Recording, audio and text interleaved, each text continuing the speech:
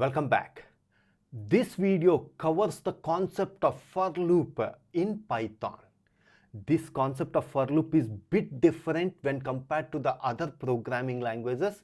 Sure, you are going to understand how to write for loop by the end of this video. Before we move on to the concept of for loop, first we need to understand what range function is going to do in Python. Let's try to understand this. See, in our previous classes, we not yet discussed about the concept of functions, but as of now, it is not needed. Just try to understand this. It's very simple to understand. We are going to cover the concepts of function in our coming classes. Now try to understand this range of 8. When you write this function range of, if you provide only one input, this input is considered as the end value. So range of 8 is going to generate the output like this. It is going to generate a set of values. What's the set of values it is going to generate?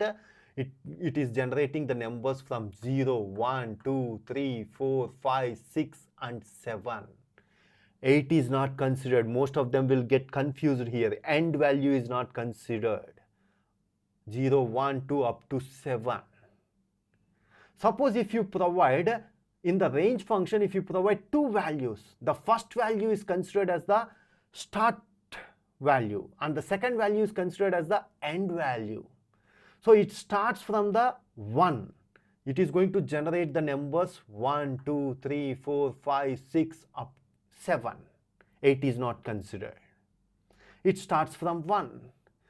Similarly, if you have provided three values, range of 1, 8, 2, the first value is considered as the start value, second one is the end value, and third one is considered as the step count.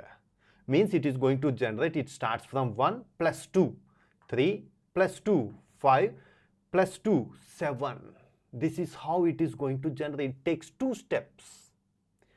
Similarly, if you want to generate the numbers in the reverse order, range of start from 8, ends up to 0. And the step count is -1. It generates in the reverse order. 8, 7, 6, 5, 4, 3, 2, 1. 0 is not considered. End value is not considered. You need to understand this point.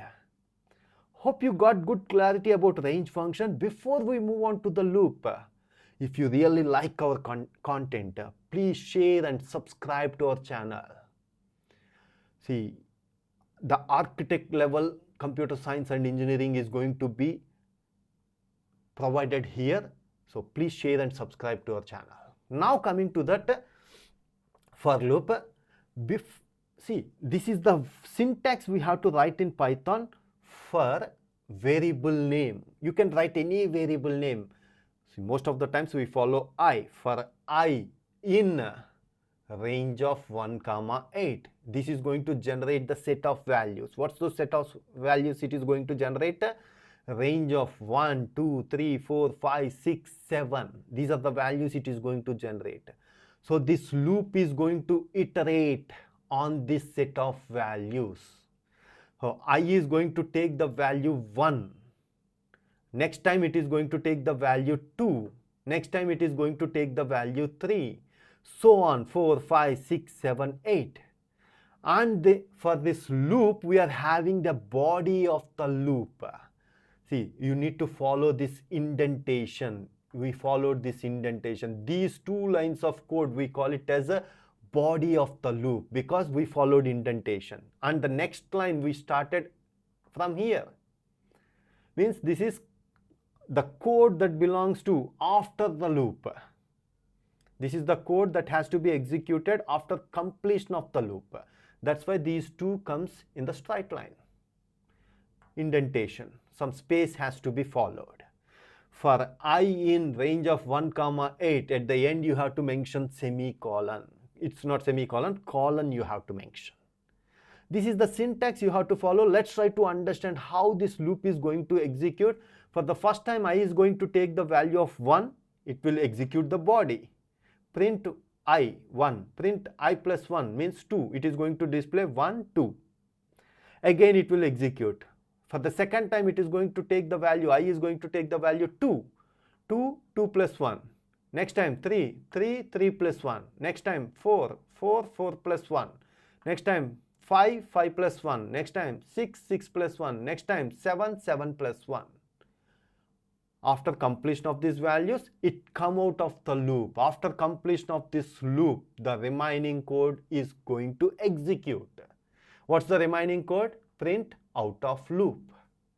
This is how our loop is going to execute. Hope you got good clarity about how to write for loop in Python. If you have any questions regarding the concept, please post your questions in the comment section below. Thanks for watching. If you haven't subscribed to our channel, please subscribe to our channel and press bell icon for the latest updates. Thank you.